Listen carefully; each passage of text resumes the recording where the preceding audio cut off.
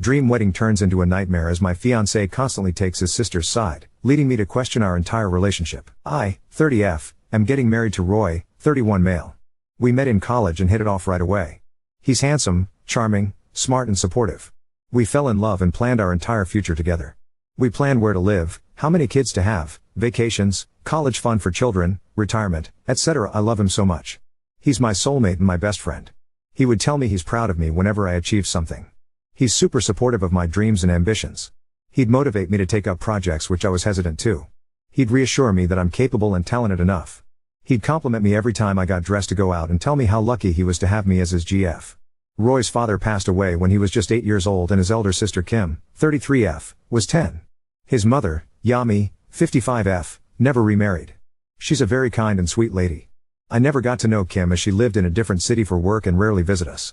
We got engaged 8 months ago in an engagement ceremony. In my country, the to-be bride and groom get engaged in a ceremony among family and close friends. Kim moved back to our city and found a job here. This is when things started to get complicated. It's customary here for the girl's parents to pay for the wedding. My dad hired a wedding planner and told me to plan the wedding with them to my and Roy's liking. When we started the planning process, my future mill stayed out of it, but Kim would tag along with us wherever we went. To the florist, to the wedding planner's office, to the caterers, everywhere. I wanted it to be just me and Roy. I told him that I didn't like future Sil third-wheeling something just the both of us must have been doing together. He told me that Kim just wanted to be involved in her brother's wedding and I should be more welcoming of her. I would have actually been okay with it if she'd keep her mouth shut and not give us her valuable input. When I choose flowers, it would be too pastel, choose a different color palette. When I would suggest the chair arrangement to the planner, she'd be like, that won't give a proper view to the guests on the far left. I wanted to have coconut pudding at my wedding. It was my absolute favorite dessert growing up and I wanted to share it with my guests on my wedding day, but guess what? No. Not coconut. I'm allergic. The thing that pisses me off the most is that Roy always takes her side when it's my choice versus her choice. He wouldn't fight or anything. He'd be like, it doesn't matter which flower it's going to be as long as it's you who's my bride. Let it go, babe, it's not a huge deal.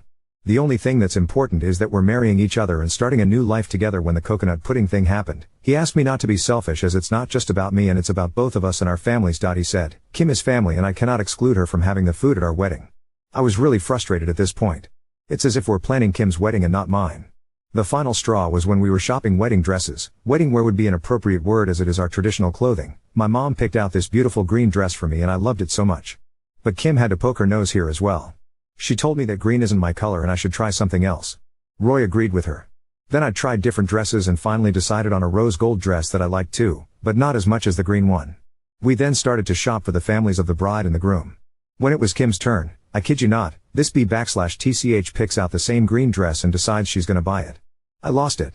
I didn't want to make a scene there, so I walked out. I and Roy had a huge fight about this at home.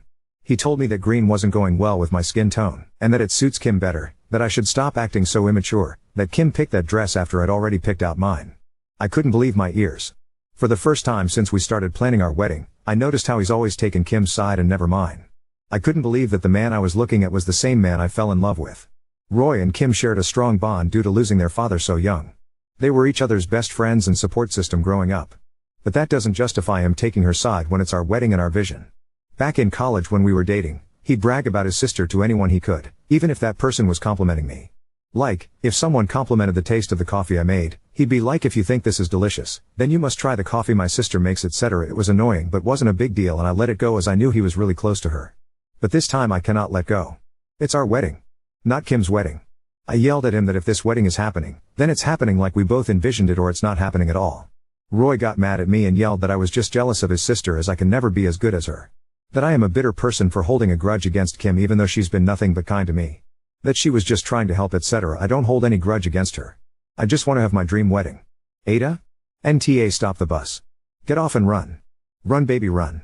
Don't let the door hit your ass on the way out cause you are running so fast. You will never get your own way. Imagine having a kid, but because Kim likes the name Tammy, your kid is now Tammy. Imagine your nursery being Dayglow Orange because Kim likes it.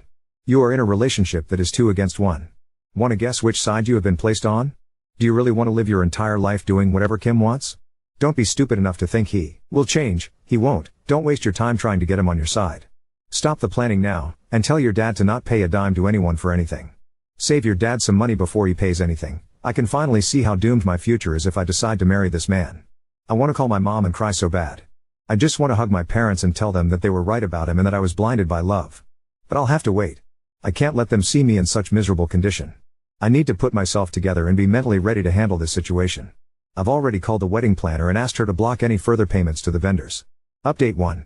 I'm at my home with my parents, my sister, and my best friends, having coconut pudding. We spoke for a while to put our stories together so that I get the sequence of events right. I forgot to mention my sister Maya, 34F. She works abroad and came home a week ago to help me with the then upcoming wedding and also to spend time with me. The day of wedding we're shopping. Maya stayed home as she was jet-lagged. My mom, 2 of my aunties, 4 cousins, 3 uncles, Roy, Kim, Yami, ex-future Mill, 2 of Roy's aunties, 2 uncles were also present. So we were like 18 people shopping for wedding wear. When I got upset and left, Roy followed me back to his home where we fought. At the store though, my mom finally couldn't hold back anymore. She yelled at Kim and called her some nasty names. Kim retorted by calling me a few nasty names. This led to a messy shouting match between Team Bride and Team Groom, Yami attempting to calm the situation down. Police were called and they were all escorted out of the shop. After this whole thing happened, Kim went missing. This is when I had that fight with Roy and went to stay at my friend's home. Kim wasn't answering her phone and she wasn't at any of her friends' or relatives' places. Roy and Yami searched for her everywhere as they were, worried for her safety, then found her at a distant relative's house the next morning. Yami had called me, which I didn't answer, to ask if I knew where Kim might have gone. At the hospital, when I was inside the doctor's office, I had a full-blown panic attack. I started to hyperventilate, high pulse rate. I was passing out then regaining consciousness for a few seconds before passing out again.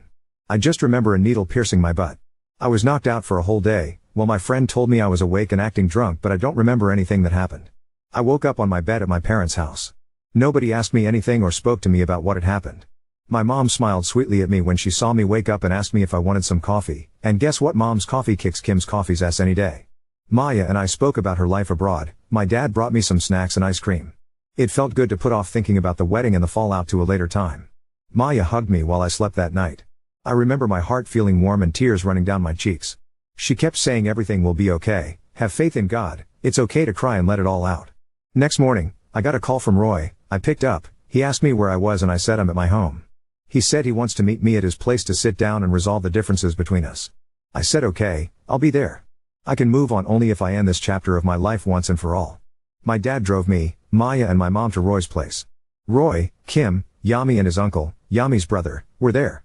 I know it's silly but I hoped Roy understood his mistakes and was going to apologize to me. And boy was I wrong. As soon as we all sat down, Roy started yelling at me for making a scene at the wedding dress store and he went on to tell me how Kim went missing, how she was so upset because of the things my mom had said to her that she could have harmed herself, how his mom and him had to drive around the city all night in search of Kim and how I was so heartless to not answer Yami's call. I calmly asked him where I was that night. I, like Kim, hadn't answered my phone too. I too was upset because of our fight. Did the thought of my well-being ever cross his mind? He went quiet for a few seconds then tried to say something fumbling his words. It didn't even make any sense. I told him that I now know who is more important to him and it's definitely not me. His uncle intervened to speak over me to my dad saying kids these days fight over the smallest things. I'm sure you can make your daughter understand how married life requires sacrifices and isn't like in the movies. My dad told him that it's my daughter's life and only she gets to decide if the issue is small or big, so let her speak to her fiancé. I looked back at Roy and told him that I know that I am the side chick and your sister is the main chick. Any person with even a shred of self-respect won't be fine with being her own husband's side chick. I said, you are free to marry your sister at the dream wedding that she has planned. At this moment, I saw his face turn red and before I could understand what was going on, Roy had slapped me across my face so hard that my inner cheek and my nose started to bleed. My dad punched him on his face, got him in a chokehold and continued punching on his guts. Yami, my mom and his uncle were trying to separate my dad and Roy. Maya hugged me tightly and was tending to my bleeding nose when Kim yelled like a banshee blaming me for something. I'm unable to recall what she exactly said. Even Maya doesn't remember it properly. I think it was on the lines of I wish you had never come into our lives and made it a living hell, while marching up to me with her hand in the air to hit me. Maya held Kim's hand before she could hit me and backhand bitch slapped her. Kim fell to the floor and screamed like she was being skinned alive. By this time, the neighbors came in and separated everyone. The police and ambulance came a few minutes later. Roy was bleeding from his mouth and his face looked bluish. The ambulance took him away. I was taken in another ambulance.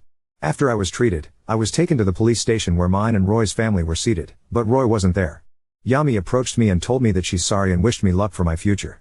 The police took my statement and asked me if I wanted to press charges against Roy. I said yes. They informed me that his tooth had been knocked out and one of his ribs was broken, so there is a chance he might press charges against my dad. By midnight we were all allowed to go home.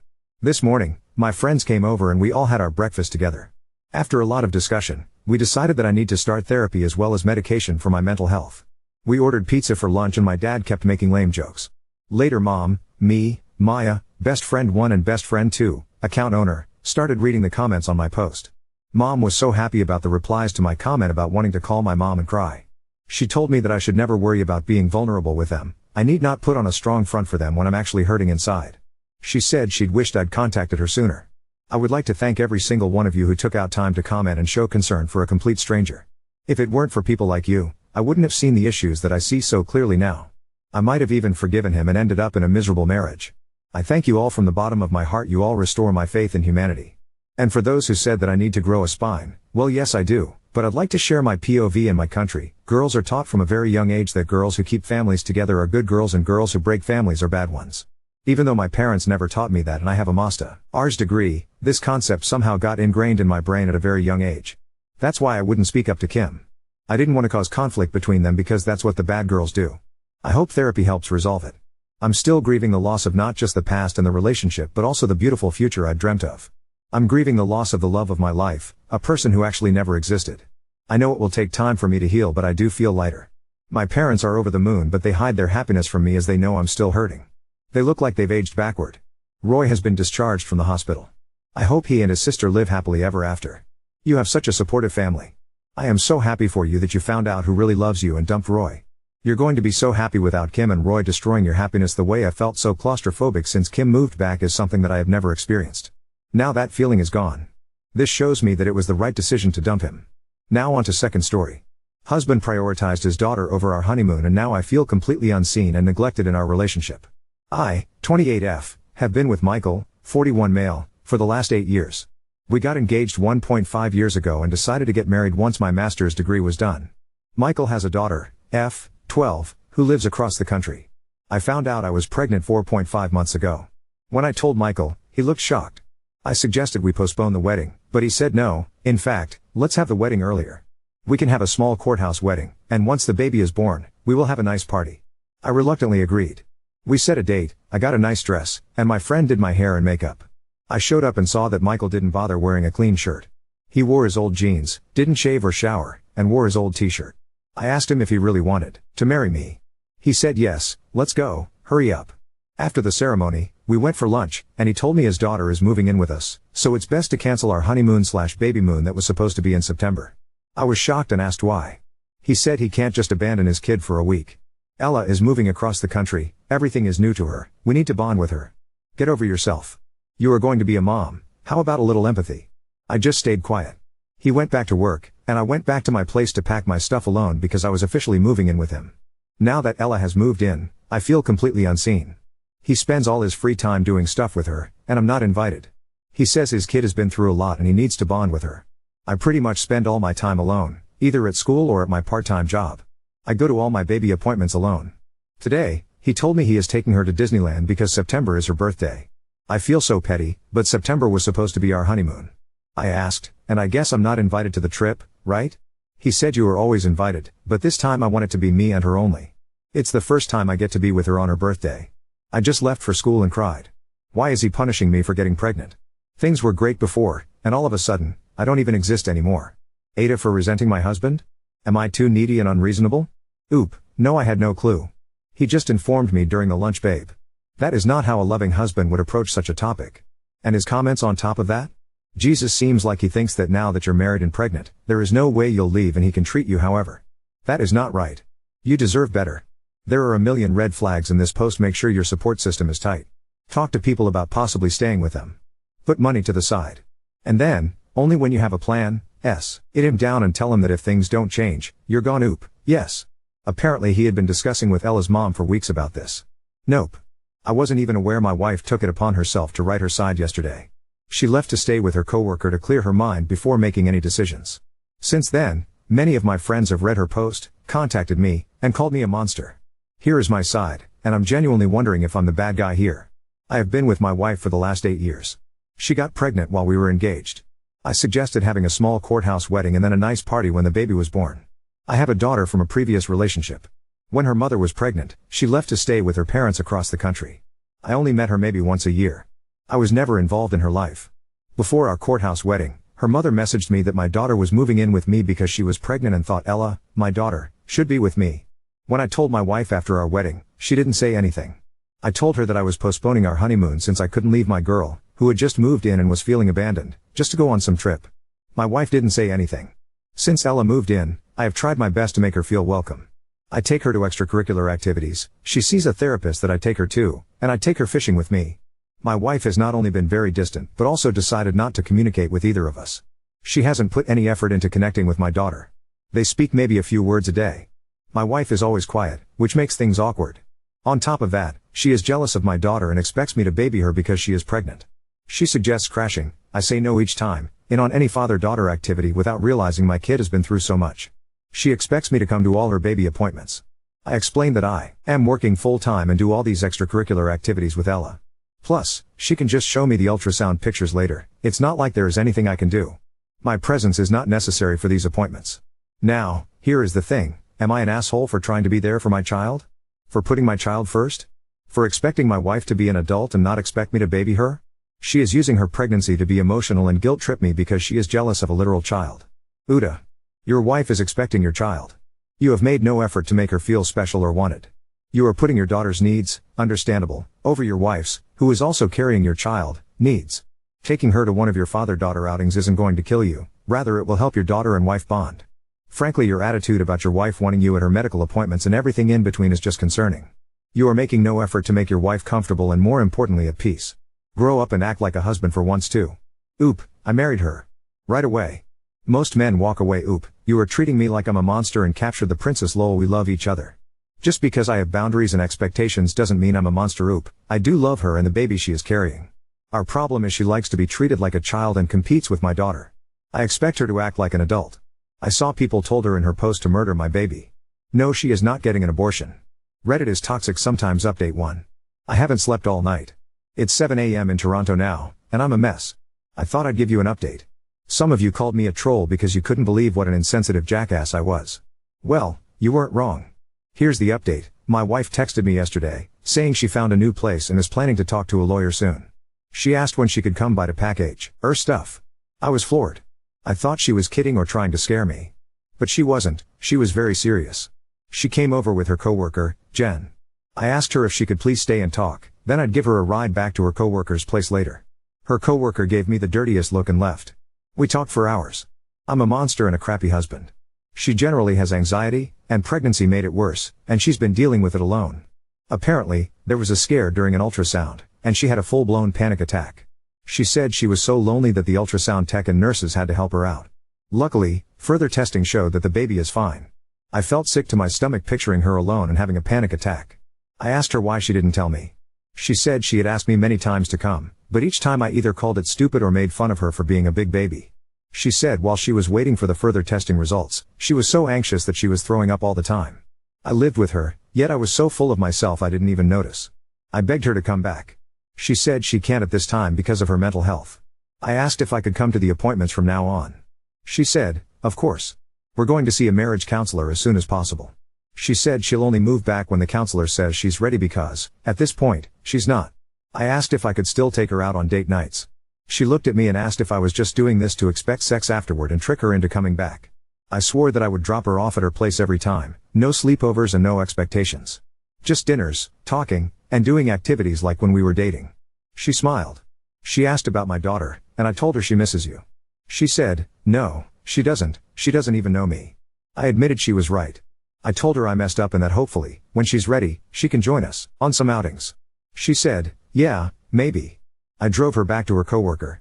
So folks, as Doug Ford says, to summarize, I stayed awake all night. I'm disgusted by my actions.